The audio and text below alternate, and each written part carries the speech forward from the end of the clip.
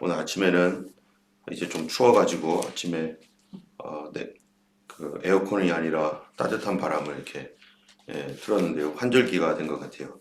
그래서 어, 반팔을 입고 오신 분도 있고 이렇게 끼워 입으신 분도 계시는데 건강 관리 잘 하시기 바랍니다.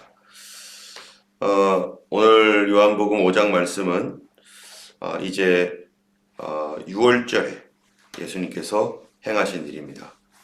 우리 사장에서는요, 어제 예수님께서 유대를 떠나서 갈릴리로 가셨다라고 하는 그 말씀으로 시작을 했어요.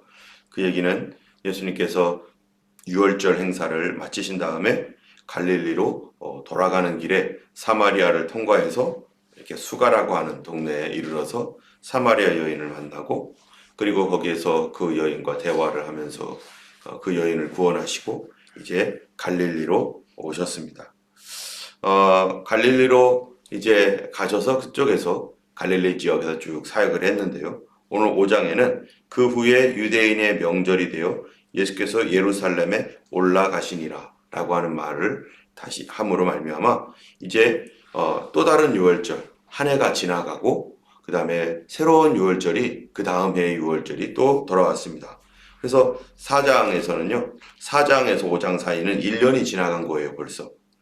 그 중간에 여러 가지 일들이 있지만 그거 다 생략하고 이제 1년이 지난, 그래서 요한복음은 시간 순서별이라기보다는 그 메시지 중심으로 이렇게 가고 있는 것이죠. 자, 5장에 보니까 그 후에 6월절에 명절이 되어 예수께서 예루살렘으로 올라가셨습니다. 이때는 언제인가? 이제 6월절이죠. 많은 사람들이 해방의 기쁨, 광복절이나 마찬가지인데 그 기쁨을 누리기 위해서 사람들이 예루살렘으로 모여서 6월절 행사를 할 때 양문 곁에 히브리 말로 베데스다라고 하는 못이 있는데 거기에는 많은 저는 사람, 맹인, 사람으로서는 고칠 수 없는, 그 당시의 의술로는 도저히 고칠 수 없는 그런 사람들이 모여있는 그런 장소. 이 장소에는 한 가지 소문이 돌았는데, 물이 움직일 때 누구든지 첫 번째로 들어가는 사람은 구원을 받을 것이다 라고 하는 이러한 소문이 있었습니다. 이것이 가당치 않는 그런 헛소문임에도 불구하고 사람들은 그 말을 소망처럼 여기고 그 자리에 앉아 있는 것이죠. 아마 어쩌면은 많은 사람들이 그 소문은 말도 안 된다, 어떻게 물이 움직일 때 들어간다고 해서 낫겠느냐라고 하는 이러한 말도 안 된다라고 생각했을 수도 있어요. 그러나 거기에 있는 사람들은 자기도 어쩌면은 그거는 말도 안 되는 일이야 라고 생각하면서도 어디 딱히 갈 데도 없고, 그렇다고 의사를 만나서 정말 이 구원받을 수 있는, 병고침 받을 수 있는 그러한 어떤 희망도 없기 때문에 거짓말이고 잘못된 소문이라는 것을 알면서도 그것이라도, 그 거짓말이라도 자기 희망처럼 아무에게도 말하지 않고 서로 묻지 않고 그냥 그렇게 거기서 살아가는 그러한 어떤 형태로 사람들이 살고 있는 것입니다. 그때 38년 된 병자가 거기에 있었는데 예수님이 그 병자를 찾아오셨어요. 예수님은 어떠한 분인가? 찾으러 다니시는 예수님입니다. 니고데모는 예수님을 찾아왔죠. 지식인으로서 예수님께 묻고 싶은 것이 있었고, 예수님을 알고 싶고, 그리고 영생에 관한 그런 메시지를 그가 들었습니다. 그런데 예수님은 사마리아 여인도 그렇고 또 38년 된 병자도 그렇고 예수님이 직접 찾으러 나셨습니다. 그래서 예수님이 물어보는 것이 네가 낫고자 하느냐라고 물어봤는데, 이 사람은 이 낫고자 한다라고 하는 말보다는 원망부터 하는 거예요. 내가 가려고 하는데 다른 사람이 먼저 갑니다. 그래서 이 사람의 마음속에 가득 차 있는 것이 뭔가 하면은 원망이라는 것입니다. 이런 원망하는 마음이 가득 찬 이 사람에게도 예수님이 먼저 찾아가 주셨어요. 만약에 이 사람에게 예수님이 먼저 찾아가 주시지 않으셨다면 이 사람은 영원히 그렇게 원망하는 가운데 평생 살았을 것이고 그냥 그대로 멸망받았을 수 있습니다. 그런데 주님께서 이 사람을 찾아가 주셨어요. 그리고 예수님이 말씀하시는 거가 예수께서 이르시되 8절에 일어나 내 자리를 들고 걸어가라 하시면서 이 사람을 그 즉시로 거기서 고쳐주셨습니다. 이 사람은 자기가 예수님께 어떠한 요청을 한 것도 아니었고 그런데도 불구하고 예수님께서 이 사람을 그 자리에서 고쳐놓으시고 그리고 이 사람이 곧 나아서 일어나서 자리를 들고 걸어가는 거예요. 이 자리를 들고 이 걸어가는 것을 통해서 이 사람은 이제 인생이 완전히 새로워지는 것이죠. 그런데 이때가 마침 안식일이었습니다. 이 안식일에 유대인들이 이 병 나은 사람을 보고서 말하는데 아니 자리가 있는데 이 요자리 자기가 지금까지 38년 동안의 병을 짊어지고 있었던 이 자리를 둘둘둘 말아가지고 이거를 짊어지고 어디로 가는 거를 보면서 유대인들이 이상하게 보이는 거죠. 아니 안식일인데 왜 자리를 들고 가냐? 이 안식일에 자리를 들고 가는 것은 옳지 못하다. 이 사람들이 유대인들은 안식일에 미시나 편의 안식일에 보면은 물건을 들고 여기저기 옮겨 다니는 것 그것은 일이라고 얘기하고 있습니다. 그래서 이런 물건을 가지고 다니는 것은 마땅치 않은 율법을 범한 것이다라고 이렇게 말하고 있는 거예요. 사실 자리를 들고 이동하는 게 문제입니까? 성경적으로는 아무런 문제가 없어요. 다만 자기들이 결정한 미시나 편에 안식일은 이런 거 하면 안 돼라고 하나님이 말한 게 아니라 자기들이 거기다가 이렇게 해놓은 그러한 자기들의 규칙입니다. 하나님과는 아무런 상관이 없는 성경과는 상관이 없는 규칙을 가지고 그거를 우리는 소위 장로의 유전이라고 하는데 이 규칙을 깼다고 해서 그들은 뭐라고 생각하는 거예요? 성경 말씀을 어겼다라고 그들은 이렇게 주장하고 있는 것이죠. 이 때문에 이 사람들은 마치 그것을 하나님의 말씀인 양 여기면서 이 사람에게 그거 옳지 않다. 자리를 들고 걸어가는 게 옳지 않다. 그렇게 말하니까 이 11절에 보니까 그가 자리를 들고 걸어가라고 해서 내가 걸어가는 거다. 자기를 낫게 하신 그 예수님께서 자기 보고 자리를 가지고 걸어가라고 해서 걸어간다는 그 자리를 가지고 걸어가는 거다. 그러니까 그 사람들이 묻습니다. 아니 너한테 자리를 들고 걸어가라고 했던 사람이 누군데? 여러분 이 사람이요. 이 앉은 이 38년 된 이 병자가 뭐라고 대답합니까? 이 사람이 하는 말이 13절에 고침을 받은 사람은 그가 누구인지 알지 못하니 이는 거기 사람이 많으므로 예수께서 이미 피하셨습니다. 자기를 고쳐줬는데 고쳐주신 분이 누군지를 모르는 거예요. 이 자신이 예수님을 알기도 전에 이 사람은 예수님이 하나님의 아들이라는 사실, 그분이 자기를 찾아왔다는 사실을 알기도 전에 그는 하나님의 은혜를 받게 되었습니다. 우리는 생각할 때 예수님을 알아야만 구원받는가? 예수님을 알아야만 은혜를 받는구나 이렇게 생각하지만 그렇지 않은 거예요. 예수님은 그 당시에 그의 필요에 의해서 이 사람이 예수님이 하나님의 아들이시며 내가 죄인이고 뭐 이런 거를 알기도 전에 이 사람의 필요를 위해서 예수님은 그 자리에서 즉시로 그를 고쳐놓으셨습니다. 우리가 불신자였을 때 이미 우리는 어쩌면은요 내가 불신자였을 때 나도 알기 전에 주님의 은혜를 이미 경험한 사람도 있었을 거예요. 그런데 그게 주님이셨는지 모르는 거죠. 어떤 경우에는 정말로 죽을 위기에 거쳐 있었는데 정말 죽을 수밖에 없었는데 내가 예수님을 알기도 전에 믿기도 전에 이미 주님께서 그때 나를 살려주신, 근데 그 당시에는 불신자였으니까 그 당시에는 내가 그분이 나를 살려주셨나? 그거를 전혀 운이 좋았네. 아이고 정말 죽을 뻔했는데 아주 재수 되게 좋네. 뭐 이러면서 사람들이 자기가 새로워지고 자기가 살아난 거를 하나님의 예수님의 그 은혜라고 생각을 전혀 못하고 있는 경우도 많을 거예요. 저도 어렸을 때 수영하러 갔다가 정말 죽을 뻔한 일이 있었는데 이건 아무도 모르는 나만 아는 거죠. 그럴 때 정말 이 발끝 하나 차이로 겨우 살았어요. 지금 와서 보면 그 당시에는 예수님을 안 믿었을 때입니다. 예수님도 몰랐을 때. 만약에 내가 거기서 예수님을 모르는 상태에서 그냥 꼬르륵 했다면 어떻게 됐겠어요? 예, 이 세상에 있지도 않았을 것이고, 그리고 아마 심판받는 그런 심판의 자리에, 멸망받은 자리에 떨어지겠죠. 그런데 나도 모르는 사이에 그 일이 있은 이후 얼마 뒤에 교회를 다니게 되었고, 예수님을 거기서 인격적으로 만나게 되는 그런 일이 생겼던 것이죠. 만약에 내가 거기서 예수님이 뭐예요? 죄 용서함을 받아라. 너 회개했느냐? 이거 다 따져 묻고서 회개할래 안 할래? 이런 거 따져 묻고서 나를 구원하셨다면 아마 구원받지 못했을 거예요. 주님은 우리가 알지도 못하는 사이에 이미 주님이 역사하시고 하나님께서 택하신 백성들을 주님이 돌봐주시고 지켜주시는 것입니다.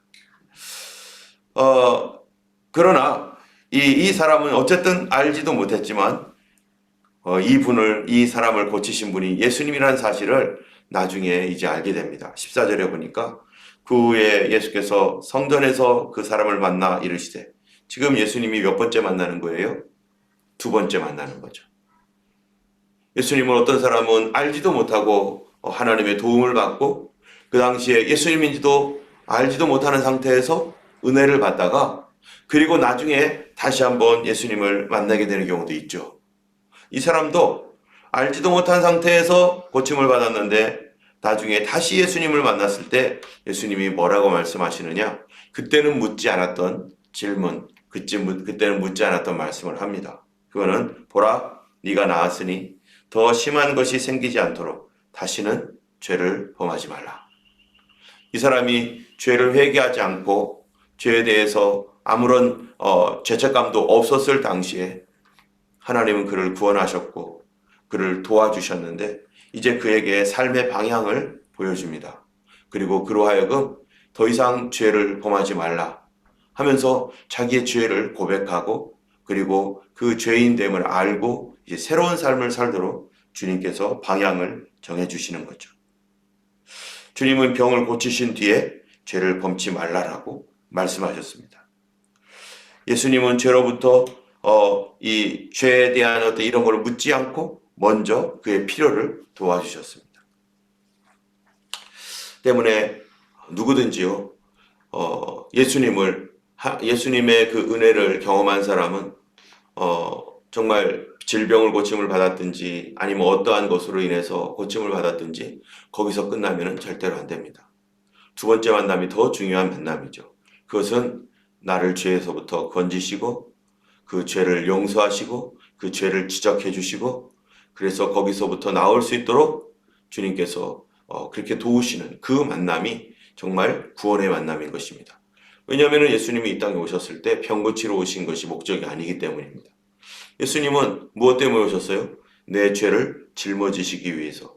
그 죄로 말미암아 영원한 멸망 가운데 빠질 수밖에 없는 일인데 그 죄로부터 우리를 구원하시기 위해서 주님이 오셨기 때문에 예수님은 이 사람을 다시 만나야 될 필요가 있었어요. 예수님이 이 사람을 다시 만나서 그 죄에 대하여 내가 너의 죄를 이 시간에 짊어지노라 하시면서 이제는 다시 죄를 짓지 말아라 하면서 예수님께서 그 자리를 떠나십니다. 그러니까 이 사람이 유대인들에게 가가지고 이제 자기를 고친 분이 예수님이라는 사실을 말해줍니다. 예수님이 나를 고쳤다. 예수님이 나를 고쳤다. 그러면 이 사람들도 예수님을 믿을 거라고 생각을 했는데 그런데 오히려 더 문제가 생겼어요. 유대인들의 지도자들이 안식일에 예수님께서 병을 고쳤다 하는 이유 때문에 예수님을 핍박하게 되었습니다. 그래서 예수님께서 그 유대인들에게 하는 말이 무슨 말입니까? 내 아버지께서 이제까지 일하시니 나도 일한다. 예수님께서 지금 안식일에 일한 이유에 대해서 밝히는 거예요. 왜 예수님은 안식일에도 사람들의 병을 고치느냐? 그들은 무슨 생각하는 거예요? 안식일에는 일하면 안 된다. 그리고 안식일에 일하는 안 된다라고 하는 39가지의 금령, 하면 안 되는 일을 39가지를 이렇게 쫙 나열해 놨어요.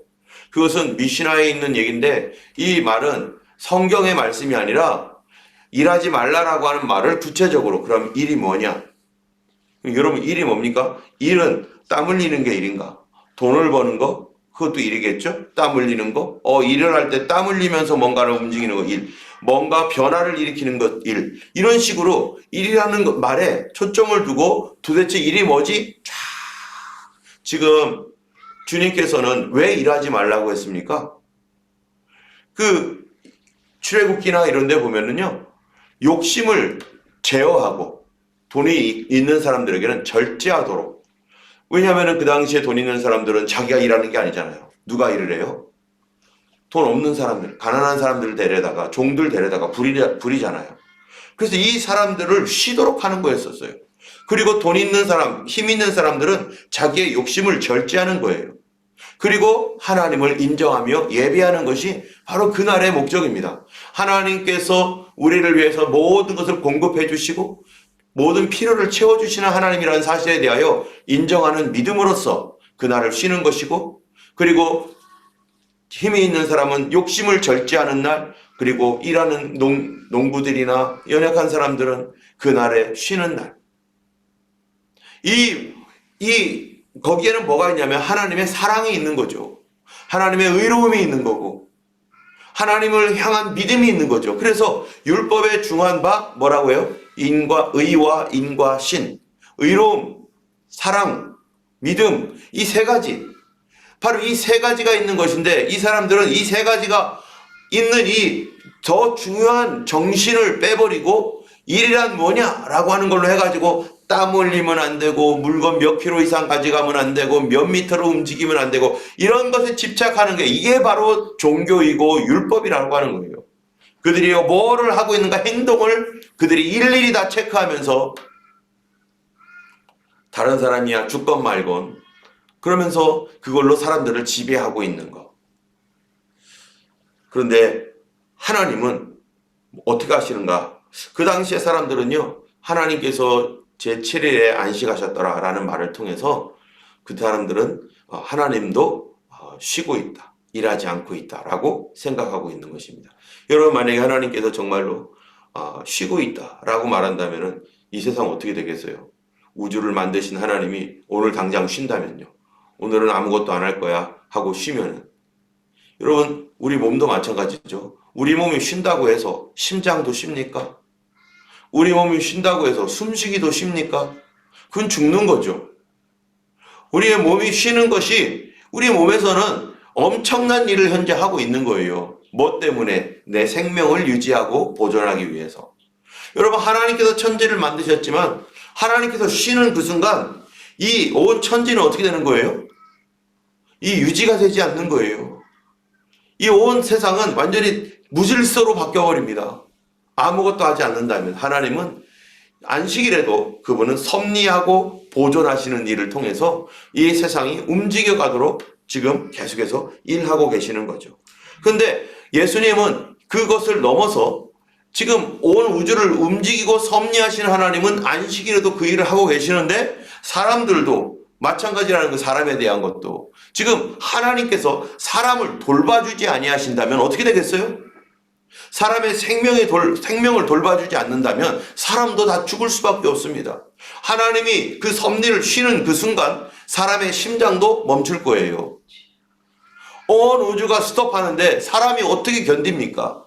그러므로 하나님이 지금도 사람을 살리고 사람을 생활할 수 있도록 살 수 있도록 지금도 유지 보존하는 일을 하고 있기 때문에 예수님께서 하시는 말씀이 아버지께서 일하시니 나도 일한다 하시면서 지금 이 사람 바로 38년 된 이 병자를 고치신 일에 대하여 뭐라고 말씀하시느냐 19절에 이렇게 말하는 거예요. 내가 진실로 진실로 너에게 이르노니 아들이 아버지께서 하시는 일을 보지 않고는 아무것도 스스로 할 수 없나니 아버지께서 행하시는 그것을 아들도 그와 같이 행하느니라. 지금 안식일에 예수님이 이 사람을 고친 것은 예수님이 임의로 자기 마음대로 한 겁니까? 여기 보면은요. 그렇지 않은 거예요. 여기 보면은 아버지께서 하시는 일을 보지 않고는 아무것도 뭐 할 수 없다고요? 스스로 할 수 없나니. 예수님이 하셨던 그 일은 사람들이 볼 때는 비난받는 일이었어요. 왜 그런 일을 하냐고 하면서 막 온 사람들이 다 손가락질해요. 그런데 하나님이 보여주신 일이에요. 하나님이 하라고 하신 일이었어요. 하나님이 하라고 하신 일임에도 불구하고 사람들은 그게 자기들의 규칙에 위반된다고 해가지고 온갖 비난을 하는 거예요. 여러분, 오늘날도 마찬가지 아닙니까? 어떤 율법주의에 쌓여 있는 사람들은요, 이거 왜 안 했느냐, 저거 왜 안 했느냐, 이거 왜 하느냐, 저거 왜 하느냐, 이런 말로 성경에도 없는 것 가지고, 성경이 없는 것 가지고 사람들을 얼마나 비난하고 다니는 거예요. 그것이 하나님께서 기뻐하시는 일일지라도 내가 만들어 놓은 규칙에 맞지 않으면 계속 비난하는 거예요. 왜 이런 거 안 지키냐고. 때문에 사람들이 바라보는 생각과 하나님의 생각은 너무나 다릅니다. 성령께서 임하지 아니하시면은 사람들의 오염된 그러한 그 사상과 생각으로는요, 하나님이 하신 그 일들에 대하여 오해할 수밖에 없고, 우리도 다 자기 나름대로의 규칙이 있어요. 나는 이런 거에 대해서 철저해. 나는 이런 거는 지키는 사람이야. 너도 그런 거 지켜야 되고 하면서 자기 나름대로 자기의 규칙이 있습니다. 그래서 이렇게 행동하는 사람들에 대해서는 인간처럼 보이지도 않는 거예요. 그리고 그런 사람은 무시하고. 그런데 그게 성경인가? 예수님께서 만약에 그렇게 어떠한 규정을 마련해 놓고 어떤 이거를 정해 놓은 다음에 이 기준에 없는 사람들은 구원받을 수 없어. 내가 사랑해 줄 수 없어. 라고 했다면 어떻게 되겠어요? 아무도 주님의 기준에 맞는 사람, 단 한 사람도 없을 것입니다. 근데 유대인들은 종교라는 이름으로, 유대교라는 이름으로 이런 규정을 딱 정해놓고 일하지 말라라고 하는 이 말을 가지고 39개나 안식일에 지키지 말아야 될 것들, 그런 것들을 쫙 해놓고 그 안에 또 디테일하게 또 만들어 놓는 거예요. 그 정신이 뭔지 그런 것들은 하나도 생각하지 않는 거죠. 20절에 보면은 아버지께서 아들을 사랑하사 자기가 행하시는 것을 다 아들에게 보이시고 또 그보다 더 큰 일을 보이사 너희로 놀랍게 여기게 하시리라. 예수님이 하시는 일, 하나님께서 보여주신 일이라는 거예요. 21절 아버지께서 죽은 자들을 살리신 같이 아들도 자기가 원하는 자들을 살리느니라. 지금 인생이 죽어가고 있는 이 사람을 안식일에 그가 살리셨습니다. 하나님은 살리는 일을 한다는 거예요. 유대인들은 지금 무슨 일을 하고 있었던 거예요? 어떻게든지 율법 조항 가지고 죽이려고 했습니다. 그래서 사람의 범죄, 잘못한 거에 대해서 그거를 꼬치꼬치 따졌다고 물어요. 왜 요건 안 하고, 왜 요건 안 하고, 왜 이랬냐고. 그러면 계속 추궁하면서 그걸로 뭐 하게 하려고요? 낙심하고, 실망하고, 이제는 자기 말을 들으라는 거예요.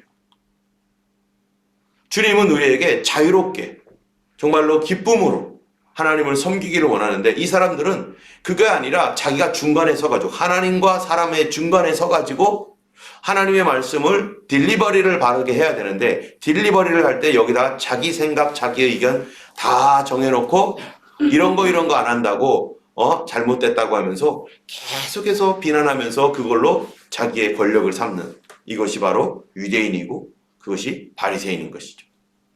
하나님은 사람들에게 뭐를 줍니까? 자유를 주시고 생명을 주시는 거죠. 여기 보면은 더 큰 일을 하게 해서 뭐를 하시냐? 21절에 죽은 자를 살리신 같이 주님도 살리느니라. 사람을 어찌하든지 살리는 거예요. 예수님은 범죄한 사람일지라도 죄부터 묻는 게 아니라 지금 이 사람을 어쨌든 살려놓고 그 다음에 죄를 지적하고 어쨌든 이 사람이 앞으로 계속해서 살아갈 수 있도록 이 말을 할 때 이 사람이 살 것인가 죽을 것인가. 어떤 사람은 자기 성격대로 막 그냥 토해버리는 사람이 있죠. 그러니까 그 말을 들었던 사람들이 어떻게 돼요? 상처받고, 그리고 그것 때문에 자녀들은요, 부모님의 살리는 말이 아니라 죽이는 말 때문에 죽고, 내 옆에 있는 사람들은, 함께 일하는 사람들은 내가 했던 말 때문에 계속해서 죽는 거예요. 근데 예수님은 어찌하든지 살리려고, 예수님은 십자가 위에서도 사람들을 살리기 위해서, 마지막 사람까지 살리기 위해서 예수님은 그들에게 비난하는 게 아니라 뭐랍니까? 아버지요, 저들이 하는 것을 알지 못하나이다. 저들의 죄를 용서하여 주세요. 만약에 예수님께서 그들이 잘못하고 있는 것이 뻔한데도 불구하고 지금 얼마나 불법한 그 심판을 내려서 예수님을 사형시켰습니까? 어찌하든지 유대인들은 미워 죽겠는 거예요, 예수님이. 그래서 죽이려고 그렇게 바둥바둥 거리던 그런 유대인들, 한 가지라도 꼬투리를 잡아가지고 자기 수와 자기 명령대로 순종해라라고 하는 식으로 예수님을 끌고 내리려고 했던 그 사람들에 대해서 예수님이 어떻게 하셨는가? 예수님이 아버지요, 저들이 하는 일을 알지 못합니다. 예수님이 그들의 잘못에 대해서 나열하자면 얼마나 많은 잘못을 나열할 수가 있겠습니까? 그런데 그러지 않은 거예요. 예수님은 아무도 멸망받지 않고 다 살기를 원하시기 때문에 그렇습니다. 때문에 우리 주님께서 우리를 살릴 때 어떻게 살리느냐? 25절에 보니까 진실로 진실로 너에게 이르노니 죽은 자들이 하나님의 아들의 음성을 들을 때가 오나니 곧 이때라. 듣는 자는 살아나리라. 하나님의 메시지를 들을 때, 하나님의 말씀을 들을 때 그 영혼이 삽니다. 여러분, 어떤 이 고넬료 보세요. 고넬료가 메시지 듣다가 어떻게 됐어요? 베드로의 메시지를 듣다가 살아났습니다. 우리가 하나님의 말씀을 들을 때 오늘 이 말씀 가운데 나를 살리는 말씀이 뭔가를 캐치를 해야 되는 거예요. 그 말씀을 기대해야 되는 거예요. 어떤 사람은 설교를 들을 때요, 나를 죽는 말씀만 들으려고 하는 거예요. 그러니까 계속 오해를 하죠. 나 죽으라고 하는 말, 나를 비난하는 말, 나는 죄인이야 라고 하는 걸 꼬집는 말, 거기에만 내 자신을 막 그냥 율법으로 막 내리누르는 말, 그거에만 귀를 기울이고, 왜? 내 속에 죽음이 있기 때문에 그런 거예요. 내 안에 살고자 하는 그런 간절한 심령이 있다면 주님 오늘 나를 살릴 말씀을 들려주세요. 듣는 자가 살아난다고 했는데 나를 살리는 말씀을 들려주세요. 나를 용서해 주시고 나를 구원해 주시는 말씀. 여러분, 항상 하나님의 말씀, 주님의 말씀은 언제나 뭐예요? 살리는 말씀이에요. 예수님의 목적은 살도록 하기 위해서 지금 우리에게 말씀해 주시는 것입니다. 때문에 하나님 말씀을 들을 때 주님, 내가 죄에서 벗어나서 나를 살고 나로 소망을 갖게 하고 나로 믿음을 갖게 하는 말, 그 말을 우리가 구해야 됩니다. 그 말씀을 내가 먹어야 됩니다. 하나님의 음성을 듣는 자, 아들의 음성을 그렇게 듣는 자가 바로 살아나는 거죠. 우리가 왜 설교를 듣습니까? 죽으려고 설교를 듣는 게 아니잖아요. 더 낙심하고 실망하고 더 죄책감을 가지려고 설교를 듣는 게 아니잖아요. 주님께서 설교를 하게 하는 이유도 뭡니까? 성도들을 비난하고 고통받으라고 하는 게 아니잖아요. 그들을 듣고 살도록, 일어나도록, 그래서 승리하도록, 그래서 하나님의 영광을 위해서 살도록, 기쁨을 갖도록, 그래서 죄를 이길 수 있는 능력을 갖도록 하기 위해서 바로 이 하나님의 말씀이 있는 것입니다. 아들의 음성을 듣는 자가 반드시 살아나게 될 것이고, 그리고 마지막 날에 하나님의 아들의 음성을 들을 때는 어떻게 됩니까? 29절에 보니까요, 선한 일을 행한 자는 생명의 부활로, 악한 일을 행한 자는 심판의 부활로. 지금은 하나님의 음성을 들을 때는 우리 영혼이 살아나지만, 그러나 마지막에 진짜로 이제는 우리 영혼이 죽은 심판 때에는 주님이 음성을 들려주실 때 두 가지 부활을 한다는 거예요. 다 살아난다는 거예요. 하나는 영생으로, 하나는 영원한 형벌로. 오늘 우리가 모든 일을 할 때 우리는 무엇을 해야 될 것인가? 우리는 예수님처럼 아버지께서 일하시니 나도 일하는데, 그 일하는 게 뭐라고요? 살리는 일. 어찌하든지 다른 사람이 살림받도록, 저 사람이 어떻게든지 실망과 낙심에서 일어날 수 있도록 그를 돕고, 그가 용기를 갖고 그래서 다시 일어나서 정말 하나님을 위해서, 또 우리 이웃을 위해서 다시 뛸 수 있고, 가정을 위해서 다시 힘을 낼 수 있도록 살리는 말로 살도록 하는 것, 그것이 하나님의 뜻입니다. 우리의 입은 그런 능력이 없지만 주님, 내 입을 통해서 하나님 다른 사람을 살릴 수 있도록 성령님 역사해 주세요. 그를 일으킬 수 있는 말이 나올 수 있도록 주님 도와주세요. 내 말은 죽이는 말이지만 주님의 성령의 감동 따라 말할 때 사람들이 살아나게 되어 있습니다. 오늘도 우리 가정에서나 우리 삶 속에서 정말로 살리는 그리스도께서 나를 통해서 다른 사람들을 살리는 그런 하루가 되기를 주님의 이름으로 축원하고, 우리가 그렇게 살아가기를 예수님의 이름으로 간절히 원합니다. 이 시간 우리 함께 기도하겠습니다. 거룩하신 하나님 아버지,